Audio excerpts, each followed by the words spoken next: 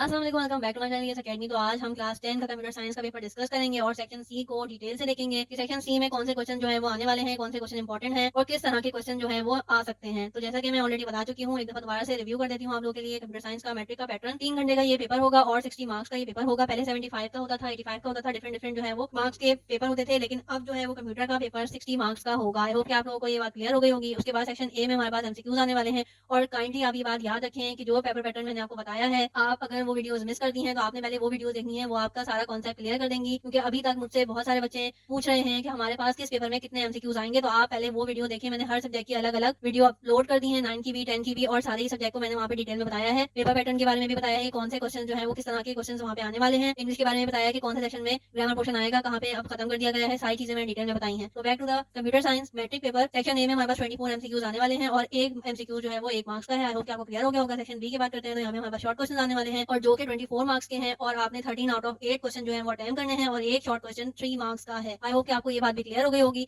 Section B की मैं detail video upload कर चुकी हूँ पेपर पैटर्न के लिहाज से भी, और शॉर्ट क्वेश्चन प्रैक्टिस क्वेश्चन जो मैंने आपको वहाँ पे प्रोवाइड करे हैं, तो काइंडली आप वो वीडियो देखें, आपके लिए वो बहुत ज्यादा हेल्पफुल होंगी। अगर आपने उन सारी क्वेश्चन की प्रैक्टिस कर ली तो आपका पेपर बहुत अच्छे होने वाले हैं, क्योंकि वहाँ पे मैंने आपको जो क्वेश्चन प्रोवाइड किए हैं तो वहाँ पे छोटे छोटे जो है वो डिफरेंट कॉन्सेप्ट भी क्वेश्चन के अंदर आए हुए हैं, और अगर आप उनकी तैयारी कर लेंगे तो आपके लिए आसानी हो जाएगी। क्योंकि बोर्ड एग्जाम में छोटे छोटे क्वेश्चन जो है वो इस तरह के आते हैं, डिफरेंट डिफरेंट कॉन्सेप्ट जो है वो पूछे जाते हैं, तो आपने उनको भी डिटेल से देखना है। सेक्शन सी की बात करते हैं, हमारे पास यहाँ पे लॉन्ग क्वेश्चन आने वाले हैं। ओवरऑल ये सेक्शन 12 मार्क्स का है और एक लॉन्ग 6 नंबर का है, यानी कि 2 लॉन्ग अटेम्प्ट करेंगे तो आपके पास 12 मार्क्स सेक्शन सी के कंप्लीट हो जाएंगे।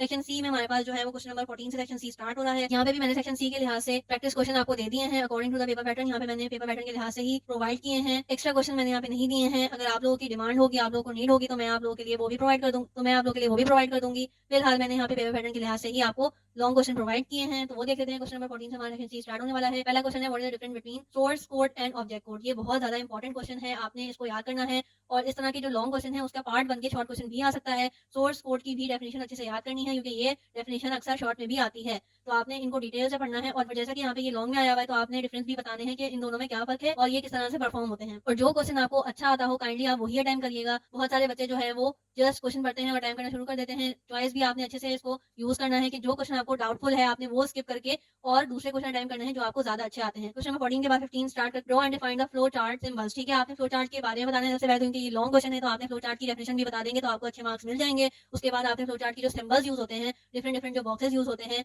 Input output box, process box और सारी चीजें, तो वो आपने यहाँ पे बतानी है। पहले तो आपने लिस्ट डाउन करना है कि वो कौन कौन सी चीजें होती हैं, उसके बाद उसकी डायग्राम बनानी है जैसा कि यहाँ पे लिखा हुआ भी है, फिर आपने उसके यूजेस बताने हैं और कोई एक फ्लो चार्ट आपने उसको ड्रॉ भी करके दिखाना है। तो ये आपका एक लॉन्ग कंप्लीट हो जाएगा। उसके अलावा आपके पास क्वेश्चन नंबर 16 है, आप ये भी अटेम्प्ट कर सकते हैं। 15 और 16 या कोई से भी आपके ऊपर है कि आपकी जो तैयारी अच्छी है आपने वो अटेम्प्ट करना है। अगेन मैं ये बात रिपीट कर दी है मैंने आपको कि आपको जो तैयारी ज्यादा अच्छी है आपने वो अटेम्प्ट करना है। 16 क्वेश्चन हमारे पास है, draw logic circuit of the given Boolean expression. ठीक है, लॉजिक सर्किट हमने पढ़े हैं कि कौन कौन से होते हैं, ट्रुथ टेबल के लिहाज से भी हमने ये सारी चीजें पढ़ी हैं कि ट्रुथ टेबल में भी ये सारी चीजें हमारे पास मेंशन थी, तो आपने जो है वो इन दोनों को अटेम्प्ट करना है, इन दोनों के टेबल्स बनाने हैं कि किस तरह की ये सारी चीजें परफॉर्म होंगी। ठीक है, आई होप कि आपको ये बात समझ आ गई होगी कि किस तरह से ये परफॉर्म करना है। तो इसमें से आपके पास जो भी ज्यादा अच्छी तैयारी है आपने वो अटेम्प्ट करनी है। आई होप कि आपको ये वीडियो हेल्पफुल रही होगी। इसी तरह की मेरी वीडियो देखने के लिए मेरे चैनल को कर लें सब्सक्राइब, क्योंकि मैं डिफरेंट डिफरेंट सब्जेक्ट्स की वीडियोस आपके लिए लेकर आऊंगी और होपफुली कि आपसे कोई मिस ना हो। तो प्लीज मेरे चैनल को सब्सक्राइब कर लें ताकि आपके बोर्ड एग्जाम की तैयारी अच्छी हो जाए। टिल देन, अल्लाह हाफिज़।